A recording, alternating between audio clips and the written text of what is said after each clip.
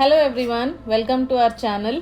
ఈ వీడియోతో మైసూర్ సిరీస్ మొదలవుతాయి. మా సమ్మర్ వెకేషన్ మేము చెప్పాం కదా, బెంగళూరు, మైసూర్, ఊటీ మేము విజిట్ చేసామని. సో ఇది మైసూర్ సిరీస్ ఈ వీడియోతో స్టార్ట్ అవుతుందన్నమాట. సో ముందుగా మేము బెంగళూరు విజిట్ చేసాం, అంటే వైజాగ్ టు బెంగళూరులో 2 days ఉన్న తర్వాత మైసూర్ వచ్చాం. మైసూర్లో 1 day స్టే చేసాం. దాని తర్వాత ఊటీ వెళ్ళాం. ఊటీలో 3 days ఉన్నాము. సో ముందు వీడియోస్ చూడకపోతే బెంగళూరువి, ఊటీవి, ప్రత్యేకించి ఊటీ వీడియోస్ చూడండి, చాలా బ్యూటిఫుల్గా వచ్చాయి. అసలు మిస్ కావద్దా వీడియోస్ అయితే. ఇంతవరకు మా ఛానల్ సబ్స్క్రైబ్ చేయకపోతే ప్లీజ్ సబ్స్క్రైబ్ చేయండి. ఈరోజు వీడియో అయితే చాలా స్పెషల్. సో ఈ వీడియో చివరి వరకు చూస్తే మీకు అన్ని డీటెయిల్స్ ఈ వీడియోలో ఇచ్చాము.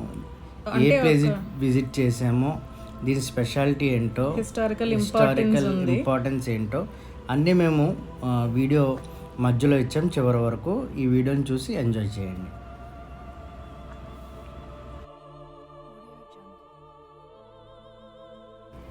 సో మీరు ఇప్పటి వరకు చూశారు కదా, ఈ చర్చ్ సెయింట్ ఫిలోమినా కెథడ్రల్ లేదా చర్చ్ అని అంటారు.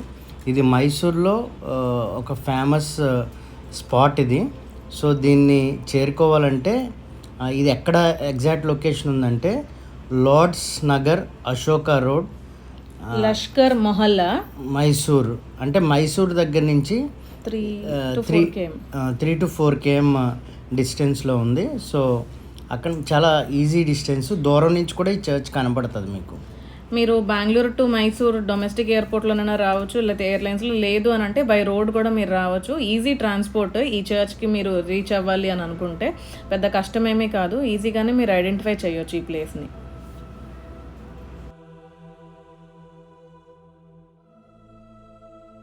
Hello everyone, welcome to our channel. నేను ఎక్కడున్నానో తెలుసా?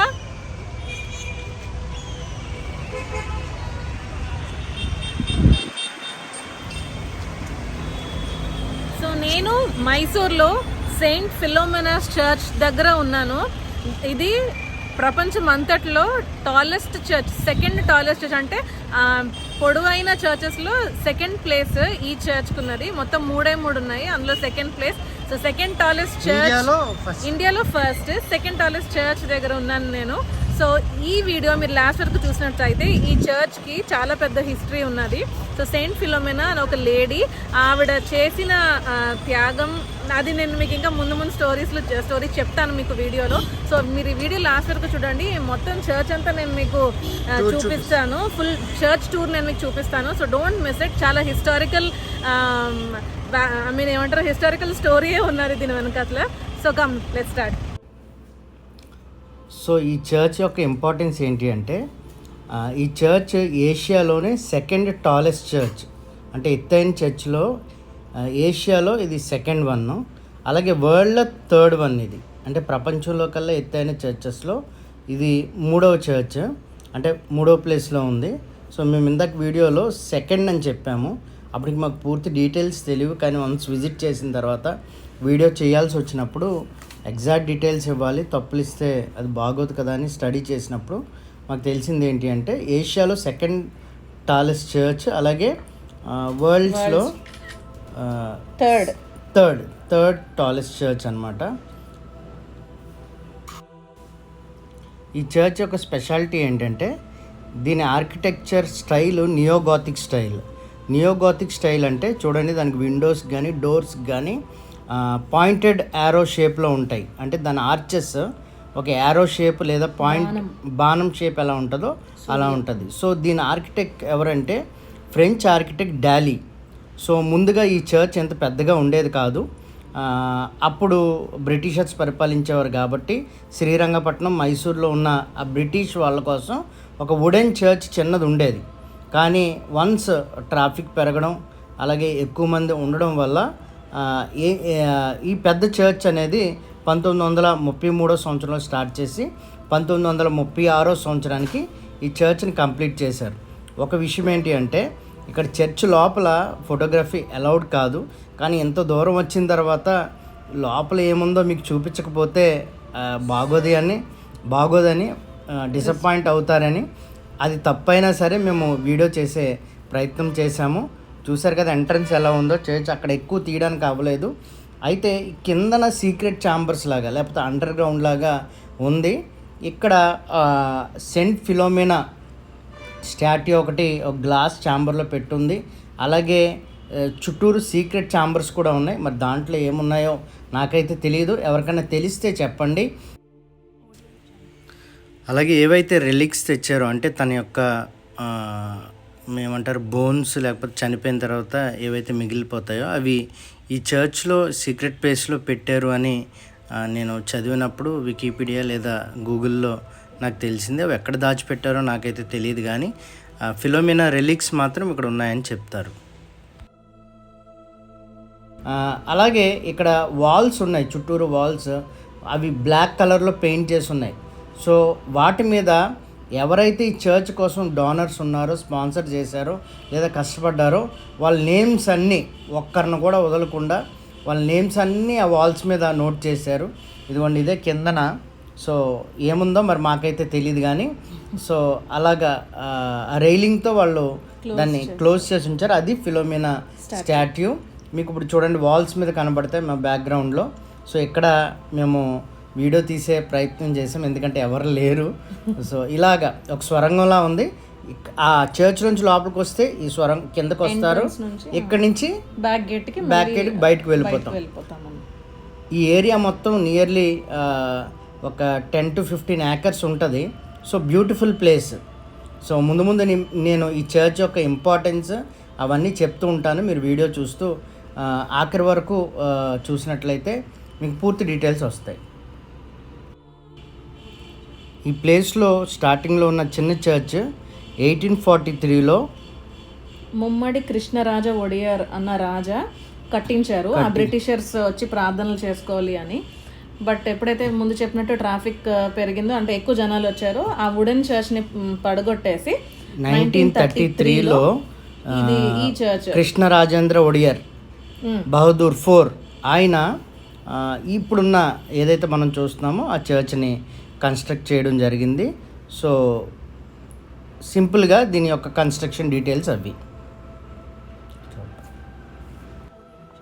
ఈ చర్చ్ హిస్టరీ గురించి ఆలోచిస్తే ఒక సాడ్ స్టోరీ దీని వెనకాల ఉంది. సో ఈ చర్చ్ పేరు ఫిలోమినా ముందు సెయింట్ అని ఉంది. సెయింట్ అని మనం ఆలోచించినప్పుడు ఎవరో పెద్ద భక్తులేమో అని అనుకుంటాం, కానీ ఈ సెయింట్ ఫిలోమినా అనేది ఒక స్త్రీ అని కూడా అనకూడదు, ఒక 13 years గర్ల్ అనమాట. తన గ్రీస్లో పుట్టింది జనవరి 10, AD 291లో. అలాగే చనిపోయింది ఎప్పుడంటే August 10th 304లో చనిపోయింది.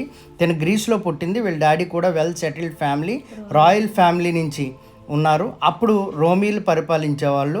ఆ రోమన్ ఎంపరర్ ఎవరంటే డైలోషియన్. సో తిన పుట్టుక కూడా చాలా ఏమంటారు, తన తండ్రి చాలా ప్రార్థన చేశాడు లేదా ప్రేయర్స్ చేశాడు. ఎందుకంటే చాలా కాలం వరకు వాళ్ళ పిల్లలు పుట్టలేదు.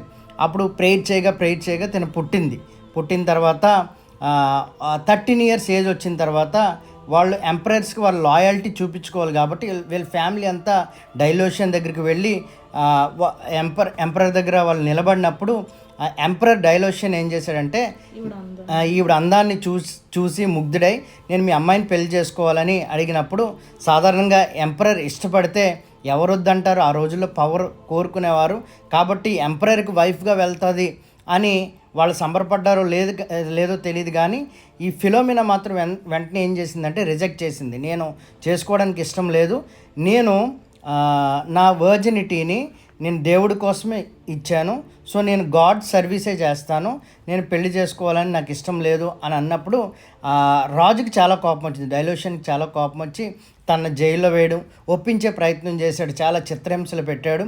అయితే చివరికి తను ఎంత చిత్రహింసలు పెడుతున్నా, చంపాలని చూస్తున్నా, తను చనిపోవడంతో ఏం చేశాడంటే తన పగ తీర్చుకోవడానికి తన్ని బీహెడ్ చేశాడు, అంటే తల నరికించేశాడు. సో తల నరికించేసిన తర్వాత తను ఎక్కడ కప్పెట్టారో కూడా తెలియదు. కొన్ని సంవత్సరాల తర్వాత దాని యొక్క రిలిక్స్ అని తెలుగులో అవశేషాలు, సంబంధించిన వస్తువులు లేకపోతే తన ఎముకలు ఒక చర్చ్లో దొరికాయి. అవి 1926 చర్చ్లో 26వ సంవత్సరంలో ఒక చర్చ్లో దొరికితే దాన్ని దివాన్ తంబు అంటే కృష్ణ రాజేంద్ర ఒడియర్ యొక్క దివాన్ తను అవి కలెక్ట్ చేసి రాజుకి ఇవ్వడం, రాజేమో ఆవిడ పేరు మీద మైసూర్లో ఈ చర్చ్ని కట్టడం అనేది ఈ స్టోరీలో మనం గమనించవచ్చు. సో చర్చ్ అయితే బ్యూటిఫుల్గా ఉంది, కానీ దీని వెనకాల ఉన్న స్టోరీ మాత్రం చాలా సాడ్ స్టోరీ. సో ఇక్కడ ప్లేస్ అయితే చాలా పెద్దగా ఉంది, చాలా చాలా అంటే వాస్ట్గా, చాలా ఫ్రీగా ఉంది. అటు పక్క చర్చ్ ఉంది, ఇటు పక్క వచ్చి Saint Mary's English medium school అని ఇదిగోండి నా బ్యాక్ సైడ్. సో ఇదిగోండి ఇక్కడ ఇంగ్లీష్ మీడియం స్కూల్ ఒకటి ఉంది. అండ్ ఇటు వచ్చి ఇక్కడ చిన్న చేపలు ఒకటి ఉంది, ఇంకొకటి ఆరాధన సెంటర్ అని ఉంది, అది చేపలు నాకు తెలిసి అది. అండ్ ఇంకోటి ఇక్కడ చూస్తే ఇది రాక్ కట్ స్టైల్లో అంతా చేశారు. ఇది అది తెలిసి ఇది చిన్న చిన్న మాసెస్కి అలా ఓపెన్గా ఉండేటప్పుడు అనుకుంటాను, అవుట్డోర్ గ్యాదరింగ్స్కి చిన్న స్టేజ్ లాగా అలా ఉంది. చాలా చాలా బాగుంది. అండ్ ఇంకోటి ఏంటంటే అసలు ఎంట్రీ ఫీ అనేది లేదు, దీనికి కార్ పార్కింగ్ ఇచ్చాడు. బట్ లోపల చర్చ్ లోపల వీడియో తీయడానికి అయితే అలౌ చేయలేదు, అంటే నో ఫోటోగ్రఫీ అని స్ట్రిక్ట్గా చెప్పారు. బట్ మీకు చూపించాలి కాబట్టి ట్రై చేసాము, అది అగెయిన్స్టే, కానీ మీకు చూపించాలి, ఐ మీన్ మీరు ఆశపడతారు అని అనుకుని వీ ట్రైడ్. కొంచెం షేకీగా ఉంటే please don't mind, but we tried our level best to capture, అంటే కొంచెం తీయడానికి ట్రై చేసాము. అయితే ఈ చర్చ్కి ఇరువైపులా 2 స్టాట్యూస్ ఉన్నాయి, ఒకటి ఫిలోమినాది, ఇంకోటి సెయింట్ ఫిలోమినాది ఒకటి, ఇంకోటేమో సెయింట్ జోసెఫ్ది.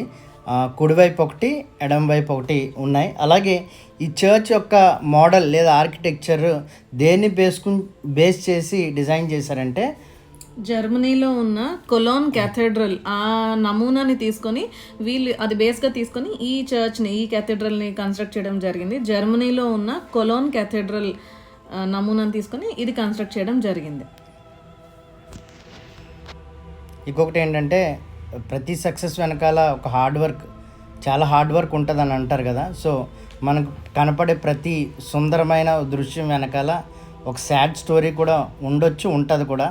సో దానికి నిదర్శనమే ఈ ఫిలోమినా చర్చ్. ఇక్కడికి మేము వచ్చినప్పుడు వర్షం పడింది, సో చాలా బ్యూటిఫుల్గా క్లౌడ్స్లో చర్చ్ కనపడింది. నేను వీడియో ఎడిట్ చేస్తున్నప్పుడు 40 minutes వచ్చింది ఈ వీడియో క్లిప్స్ అన్నీ నేను డ్రాగ్ చేసినప్పుడు. ఏది డిలీట్ చేయాలో నాకు అర్థం కాలేదు, కానీ షార్ట్లో మీకు ఈ వీడియో యొక్క డీటెయిల్స్ ఇవ్వాలని మేము అనుకున్నాము. మైసూర్ వస్తే తప్పకుండా ఈ ప్లేస్ని విజిట్ చేయండి. రిటర్న్లో మేము కార్లో వెళ్తున్నప్పుడు మా దగ్గర అయితే డ్రోన్ లేదు, కానీ ఆ డ్రోన్ ఎఫెక్ట్ ఇవ్వడం కోసం స్లోగా కార్ మూవ్ చేసుకుంటూ రైట్ రౌండ్ వ్యూ ఇచ్చే ప్రయత్నం చేశాము.